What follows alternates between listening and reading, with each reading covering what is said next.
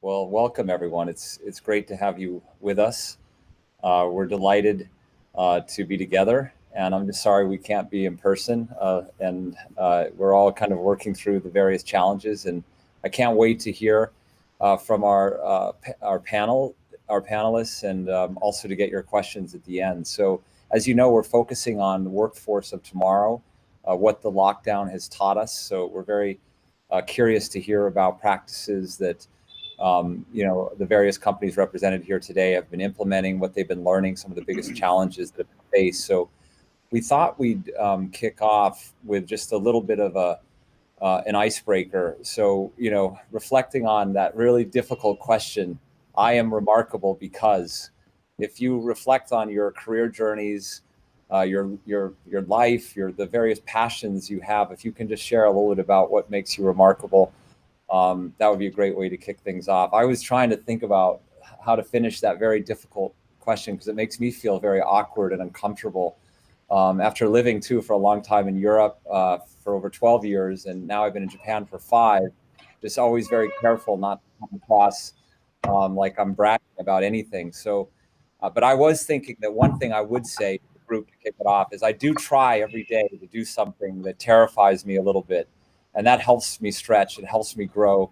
That was one of the reasons I think I also came to Japan, and I've had 5 amazing years here. So maybe I'll hand it over to our panelists and who to start.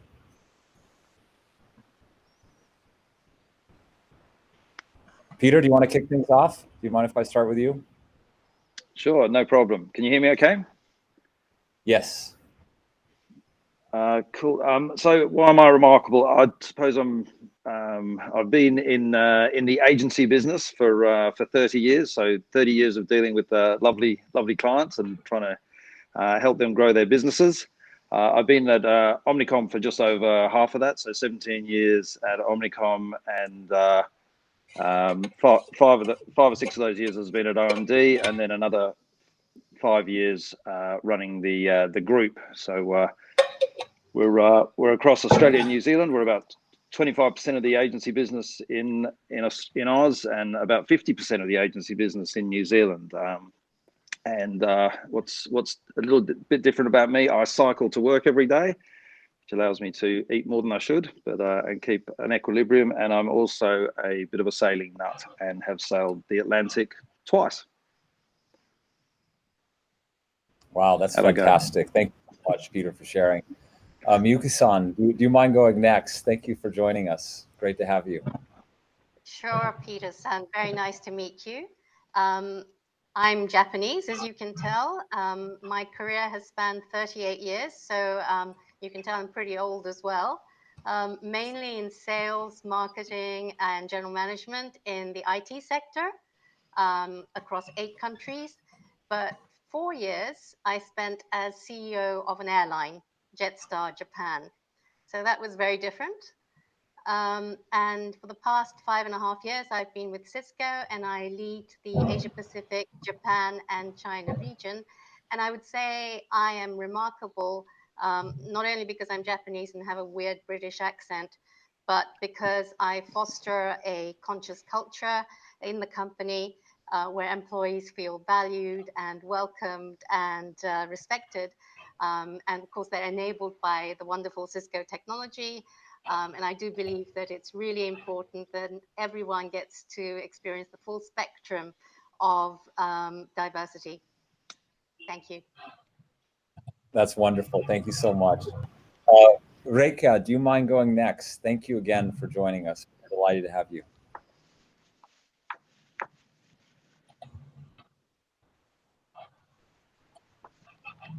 Reka, do you mind going next? Otherwise, Tan, if you don't mind going next, if there's a little bit of a technical issue. Okay, I guess you mean me, Sushan Tan.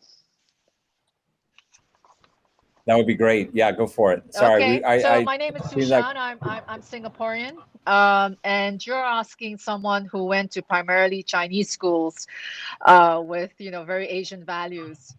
to describe how I am remarkable, which is really not something we're used to answering. My career has always been in finance, and finance has, pivoted and changed over the decades that I've been working in it. I've worked in London, I've worked in Hong Kong, I've worked in Tokyo, and I now work in Singapore, my hometown.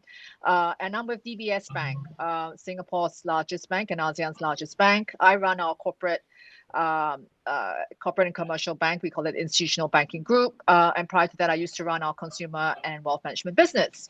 So why am I remarkable? Well, I guess I try to, create a positive impact in my sphere of influence. And I have been a big champion of women leadership advancement. So at 31 years old, I started the Financial Women's Association of Singapore, which is now much bigger and better than when my friends and I first started out. So we are very happy about, starting things that become much better and bigger than yourselves. And honored to have represented Singapore recently in the G20 Empower Alliance, which was primarily, again, to help advancement of women leadership, particularly in private industry. We wanted to get into 3 different topics. The first was on the pandemic and its impact on inclusion.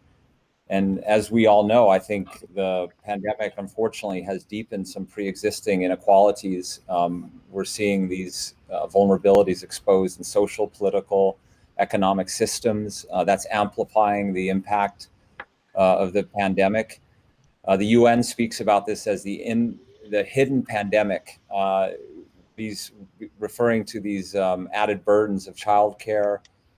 We've seen a rise of anxiety or mental illnesses as side effects of people feeling, lonely or isolated because of the pandemic and work from home measures. So just would love to get your perspectives on how you're dealing with this individually, how your teams are handling this personally and professionally. Any stories that you have would be really helpful nuggets for us all to learn. So again, I'm happy just to turn it over to the panel, and whoever would like to start, please speak up. Otherwise, I can also call on you. Thank you. Anyone like to start? If I may, Peter, I'll start. This is Miyuki. Thank you. I think, when the COVID pandemic hit our region, Asia Pacific, Japan, and China, obviously it was very sudden, but being a technology company that provides networking and, video conferencing, collaboration tools, we were prepared. So we were able to go swiftly from working in the office to working at home or working remotely with a lot of security. And initially it was novel. And I think, women said, hey, I can stay at home and balance my work-life, cadence from home. That's great. But then I don't think anyone expected things to go on for so long. And balancing your family, your caregiving responsibilities and whatever with your work, especially when your partner is probably also working from home and the children are schooling from home, it's very stressful. So we've had many, many months of stress. And I think as a leader, one of the key things that I have to think about is not just, is the work being delivered? Is the performance okay? But are the people safe? Are they mentally well and physically keeping fit? Because you need all of those parameters to stay motivated and to stay engaged. And so, we all have to care about our employees and our colleagues as people, check in regularly to make sure that they're all right, and that they have all the tools and resources they need wherever they are to conduct their work in a satisfactory and safe manner. Thank you. That's wonderful. Thank you so much for sharing that. Rekha, I think you're now able to hear, and if you can maybe start with the icebreaker, then go on to the second question. Thank you. Okay, so sorry for joining late. There were technical issues. What makes me remarkable? I'm remarkable because I build a culture of equality, which ensures that everyone succeeds. I value difference. I celebrate unique and lift others as I rise.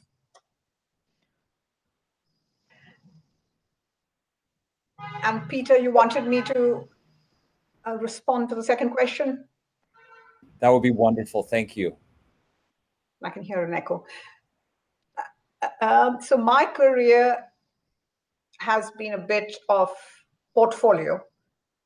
I started my career as on the shop floor, on the automobile shop floor, and I was only woman amongst 500 men. And then at some point, I took a 7-year break to be a mom at home.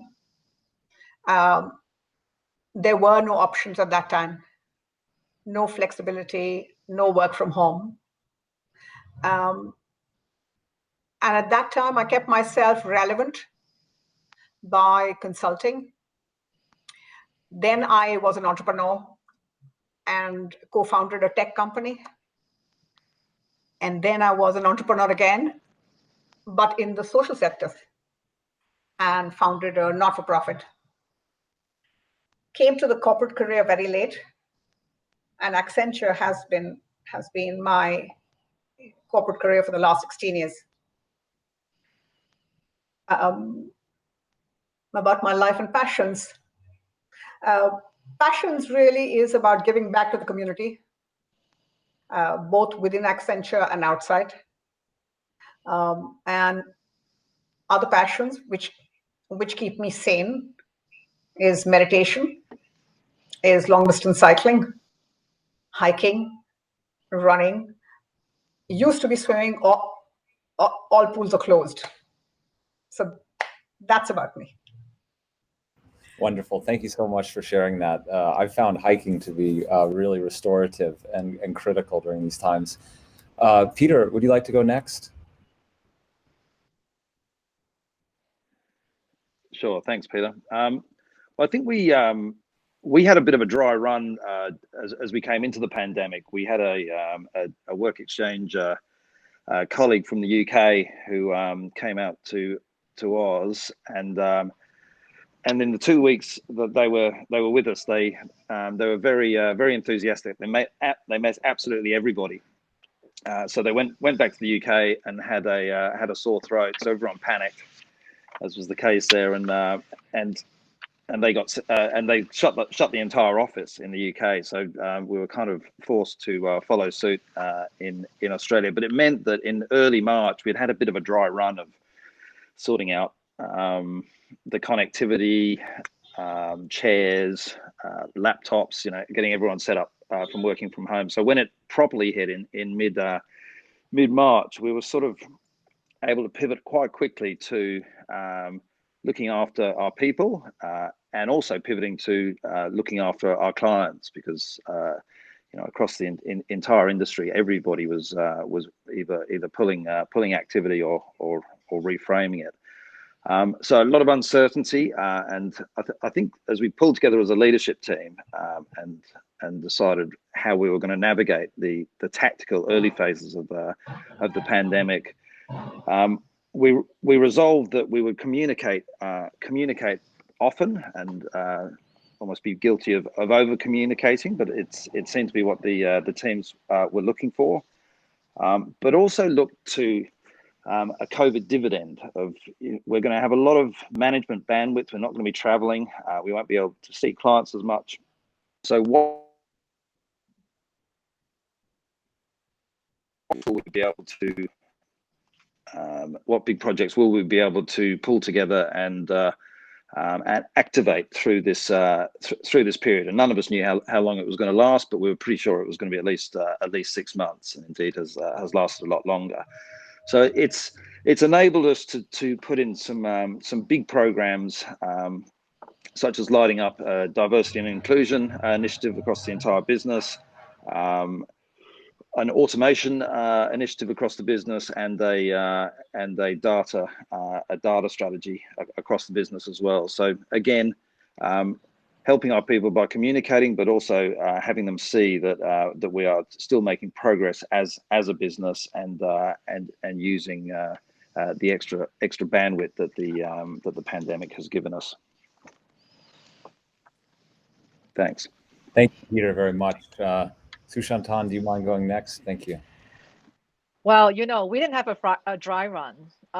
We had one of the first cases in the country in the middle of the board meeting. I remember getting the call, Sushan, one of your staff has COVID and had to leave the board meeting, evacuate the floor, have people with suits come in and basically disinfect the whole floor. It was a large floor plate, and having to deal with what was relatively unknown. If this was early Feb, and having to deal with constant communication, and access to people who could give us expert advice, from doctors to medical specialists, and of course, then getting access to PPE was an issue, because if you recall, there was a shortage of masks and disinfectants and vitamin C pills. So number one, make sure your staff are safe. Number two, make sure the communication is clear. Be authentic. What you know, what you don't know. Give them the access to help or advice that they need on tap, online, and send them, the initial necessities around PPE, masks, disinfectants, you name it. And then after that, as it evolved, and it became more of, well, this is going to be long term. How do we keep that connectivity with each other? Then it was really beyond working, and someone mentioned that the work-life balance became blurred. How true was that? Night became day, day became night. Meetings were packed nonstop. And so we had to consciously try to reach out to each other with a cadence of, just reach out as friends and fellow human beings. So we formed, interest groups around yoga, around pets. We had bring your pet, to the Zoom call meets. We had show us your new recipes that you've been cooking at home, or let's do an HIIT class together, etc. So it's new ways to work together, and also just helping each, as countries evolve in different stages. When countries were able to get PPE, we would send them to countries that were in shortage, and vice versa. And I think that helped to bring the organization closer, and also the community, to bring the organization closer to the communities that needed help as well. Another big thing was the loss of jobs for some was real, and how do you then pivot their jobs at a time where you had no physical connectivity, and how do you help create new livelihoods for people at a time where you have no physical connectivity, right? So for example, we had these drivers that we were using at the airport for our wealth clients, and we got them to help to bring food. Instead of picking our wealth management clients, they were bringing food to needy families that we knew were marginalized by COVID, right? So trying to make good in a time of stress. So just changing gears for a second then, I think, I started by saying that the pandemic has shown how underrepresented groups have been affected disproportionately. So it'd be great to hear how you're all thinking about next year and how to really move the needle and how to, address this. And again, if someone would like to start, that would be great. And we can just do a quick kind of round table on that. Would someone be open to that? I think, some companies, for example, are putting in more aggressive plans, better metrics, and also, being more aggressive, for example, with hiring on reaching out more proactively, despite some of the headwinds with headcount and whatnot and cost cutting. But just very curious to hear if any of you have any insights on this, or if you can share some of your thinking and planning going into next year. Thank you. I think Reka, I see your hand up. So if you'd like to start, thank you so much. Thank you so much. All right. So for us in India, and India for Accenture is the largest geography, and we are 200,000 of us here in India. So this is both big impact internally, but also outside, because if we look at the pandemic actually had a very significant impact on the underrepresented population very clearly, and the divide became fairly clear, whether it was a digital divide, whether it was those with a social net or not. And also, this also had an impact on gender fairly clearly, because women are underrepresented in India in the labor force, but also overrepresented in the sectors that saw the decline, and overrepresented in health, where they were more open to infections. So we took a couple of very conscious steps. First, outside in the community, saying we need to make sure that we pivot all our community spend and volunteer work and anything else to helping out in livelihoods and creating livelihoods and supporting livelihoods and reskilling people. And so we have done a lot of that and have had fairly big impact and worked with the government to make sure that the impact was at scale. Internally, we are fairly clear that we could very clearly lose all our hard-won gains on equality at this time. And therefore, one, use the gender and equality lens as we looked at any actions that we took, whether it was recruiting or hiring or anything else. Second, looking at jobs that were getting automated, for example, and making sure that this was not the time that we could take hard decisions, and therefore upped our spend on learning and reskilling. So that all of those pieces have stood us in good stead. And therefore, as jobs have come back, we're finding that we have people available to move into those roles. So those are just some of the actions, and we'll continue to sort of refine and move on. But one has had to look at this and say, at a time like this, one has to be compassionate and think through impact both internally, but also in our context externally within India. Thank you so much. Miyuko-san, do you want to go next? Thank you. Sure. Thank you, Peter. I think, at the beginning of the pandemic, we were all focused on our people's welfare and then recovery and just keeping the business operations going and the lights on. And now I think everyone's thinking about what if there's a third wave, or what if there's another major disaster like this. So we need to build resilience, both for ourselves, our society, and for businesses.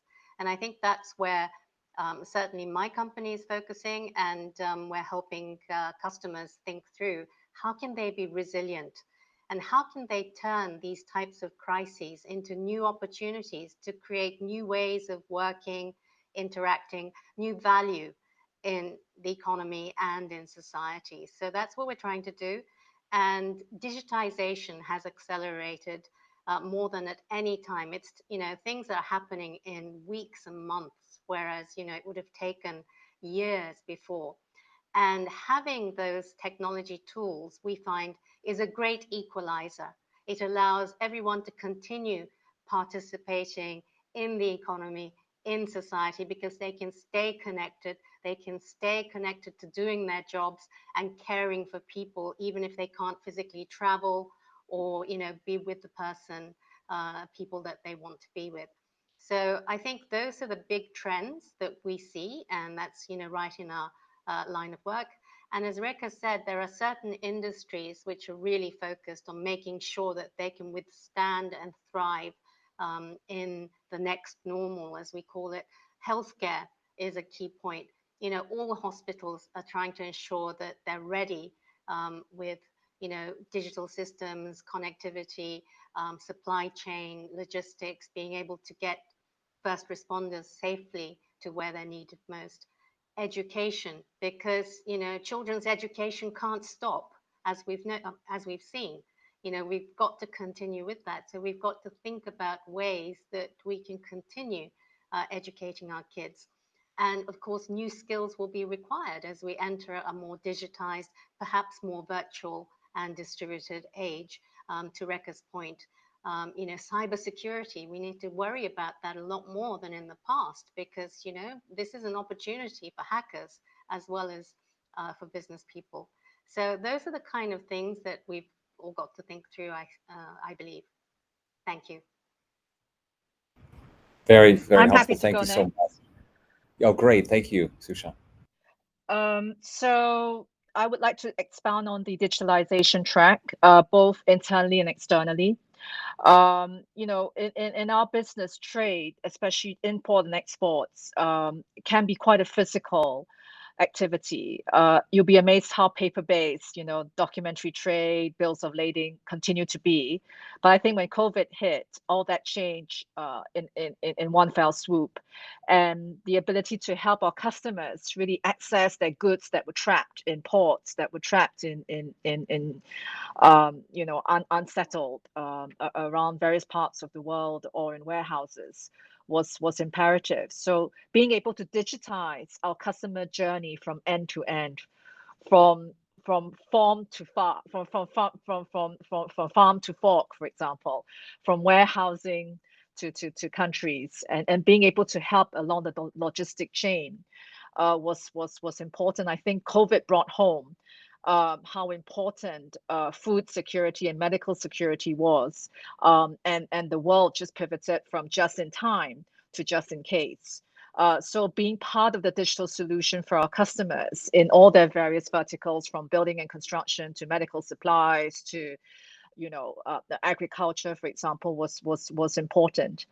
And then and educating our customers that you could do a file exchange without coming to the bank. You could change your corporate resolutions. You could do your digital documentation, everything online today, as long as we have the right kind of verification. That was important.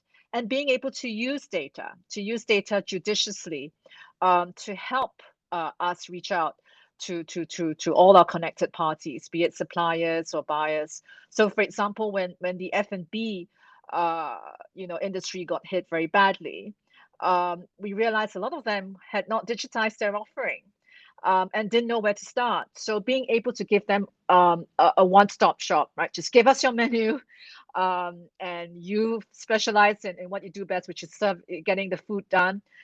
We will work with ecosystem partners to get your menus online, to get your digitization done, to get your payments accepted, and to work with food delivery companies to get the last mile done. So being able to be part of that journey end to end digitally, I think is what would differentiate companies in such times. That's wonderful to hear those stories about how you drove digital transformation, how you supported customers with digital tools. Peter, would love to hear your insights.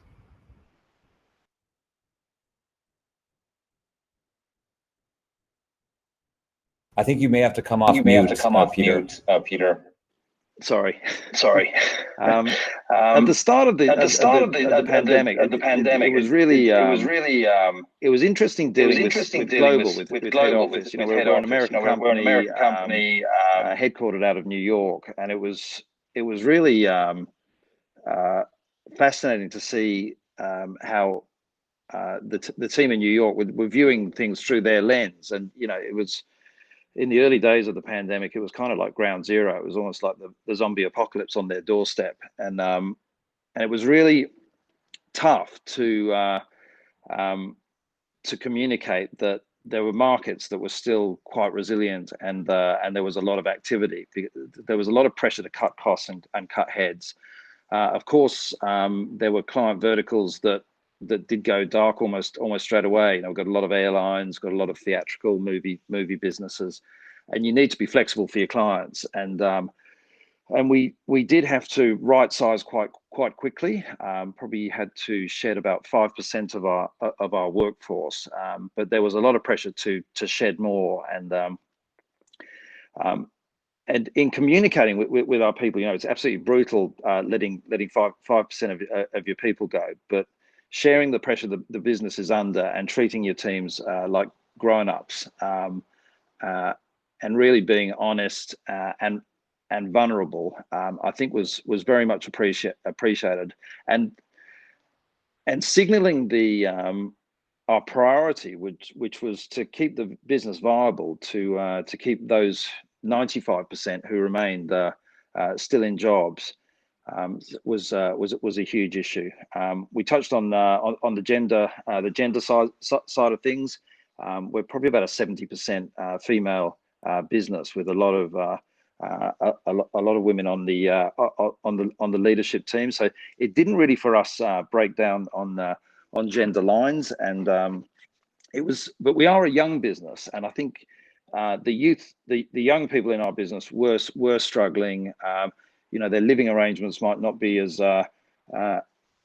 convenient for home working, and how we were able to support them, and also training. It's early in their careers, and on the job learning, and being part of that office environment.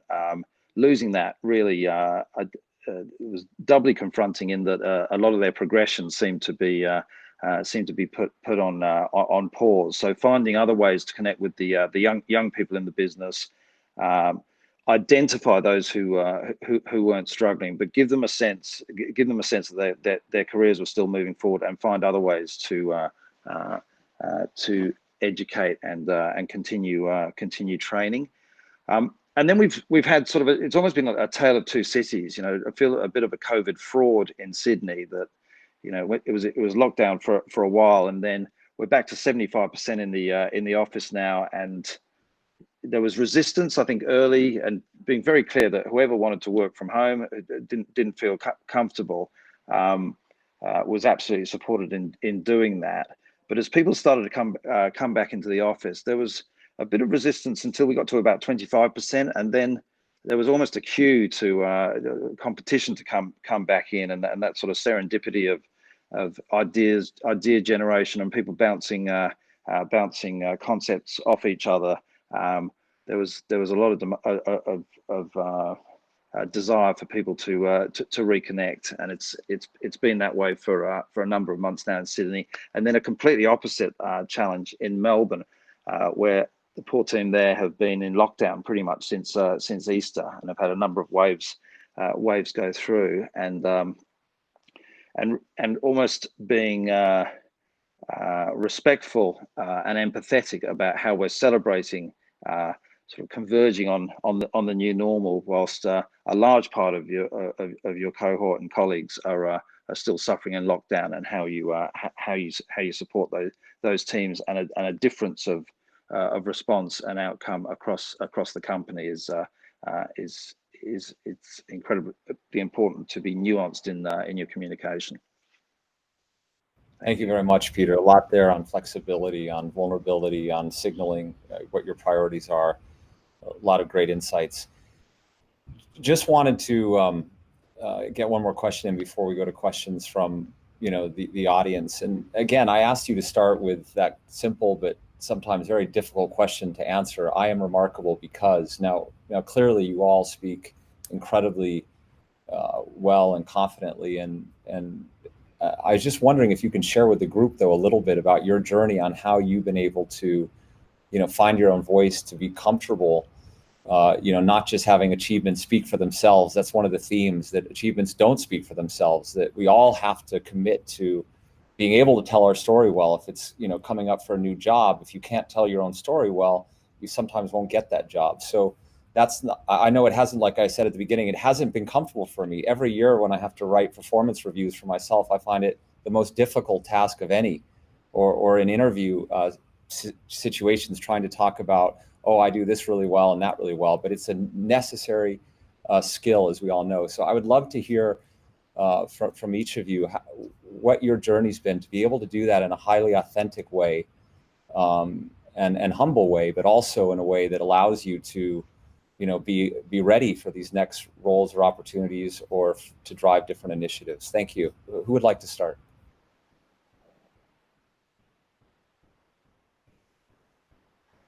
So if I may, Peter, I think it's very, very important to be self-aware above everything else. Know what you've accomplished, be confident that you've delivered results, but more importantly, know what's important to yourself and understand your values, including ethical and values related to integrity, and be able to articulate them. I think you should also be clear about what you don't know. Often people ask me as a leader, what is my greatest strength? And I always say, I know that I'm not the smartest person in the room, but I have very good antenna in terms of figuring out who is really good at certain things and how I can bring teams of people together that can really perform well and deliver results together. And I think that's my value as a leader. In terms of my personal journey, I would say, I've learned to be comfortable being different, because for the longest time, I've been different.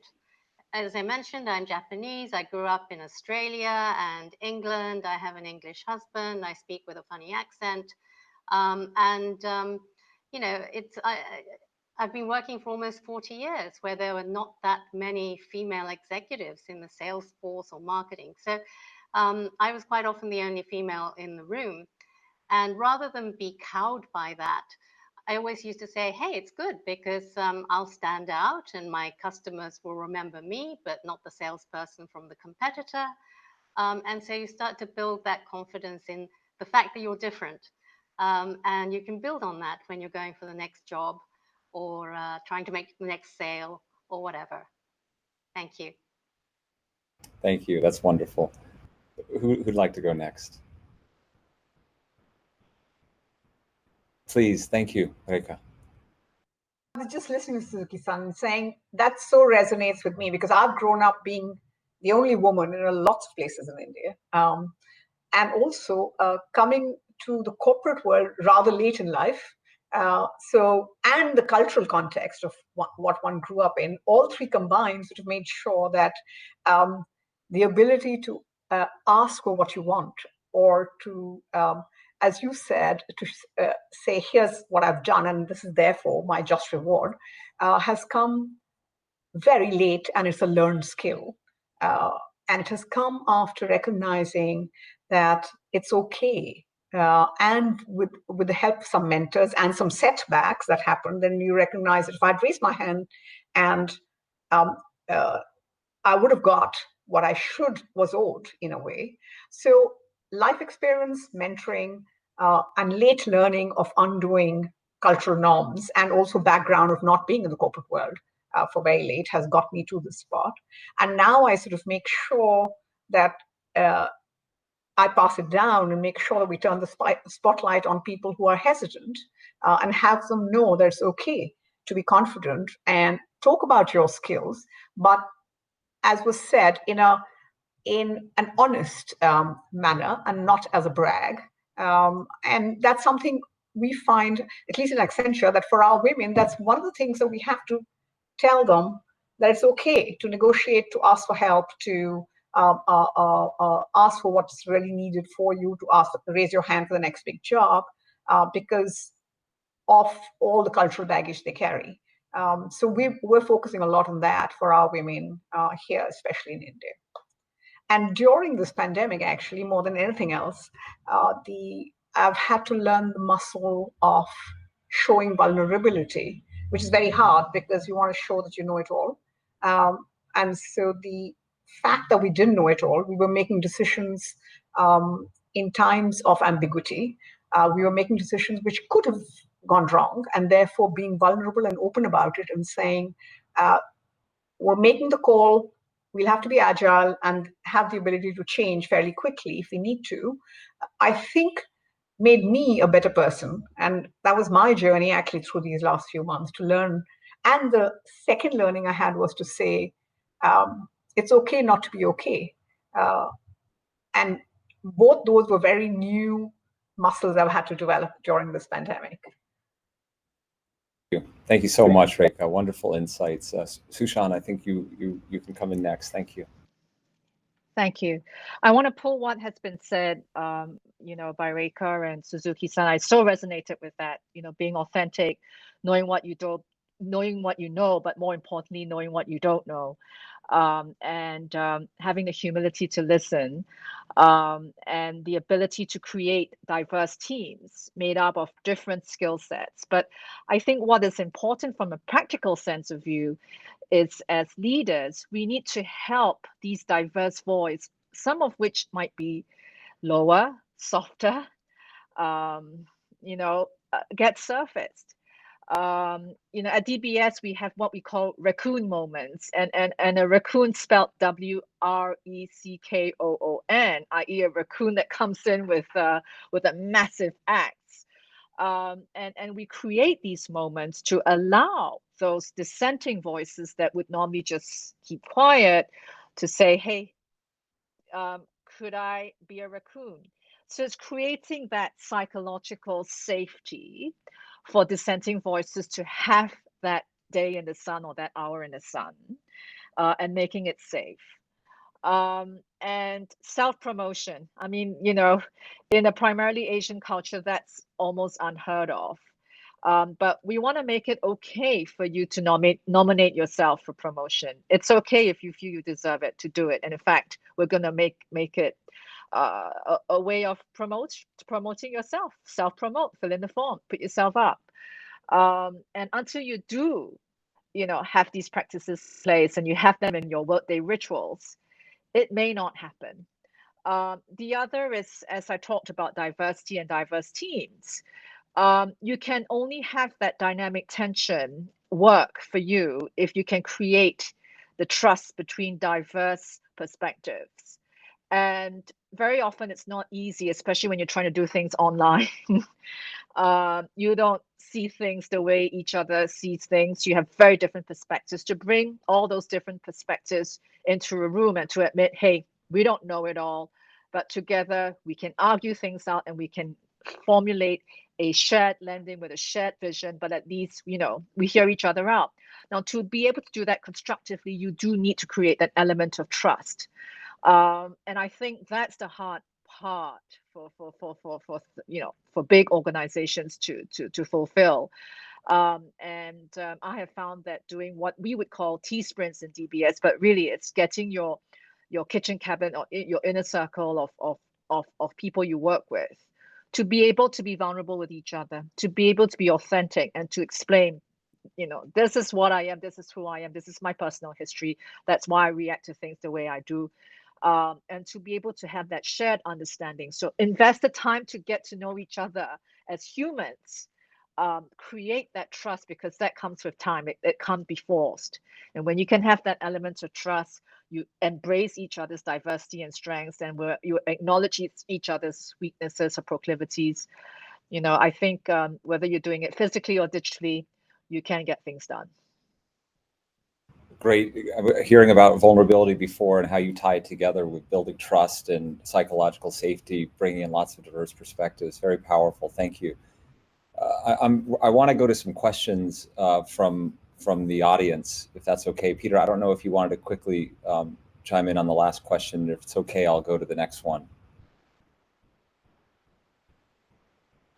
That's fine. I'll just very quickly say, celebrate the great examples you have in the business of diversity and women in particular who have grown through the ranks to lead big elements of the business. And we have that with OMD, our largest entity, with the CEO there.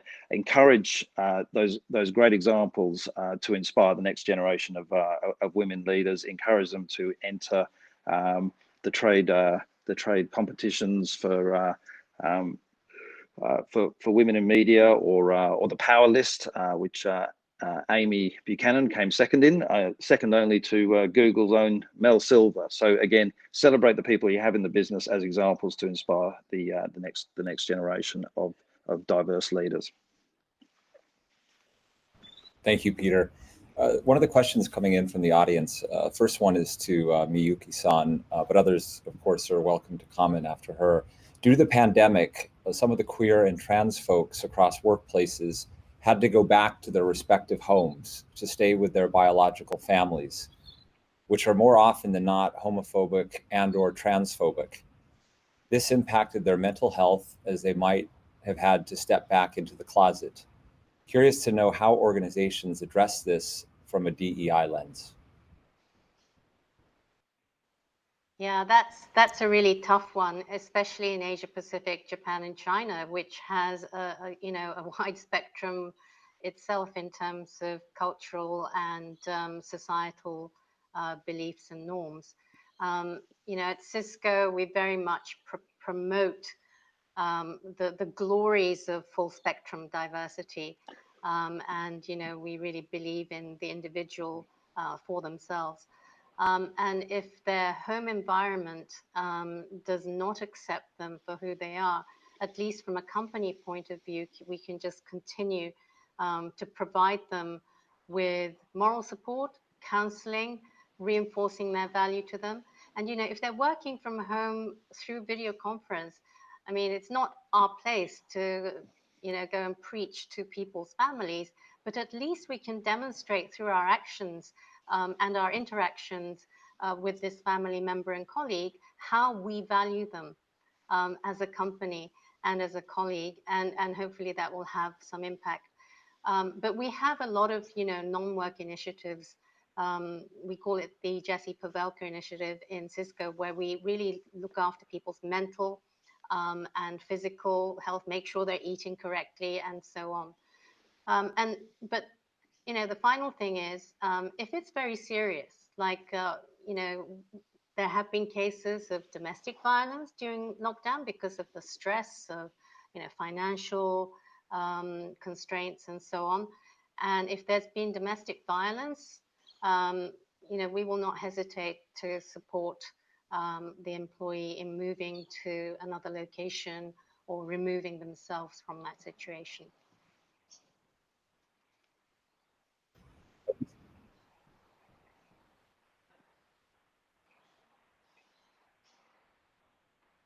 Regardless of gender orientation, race, caste, anything.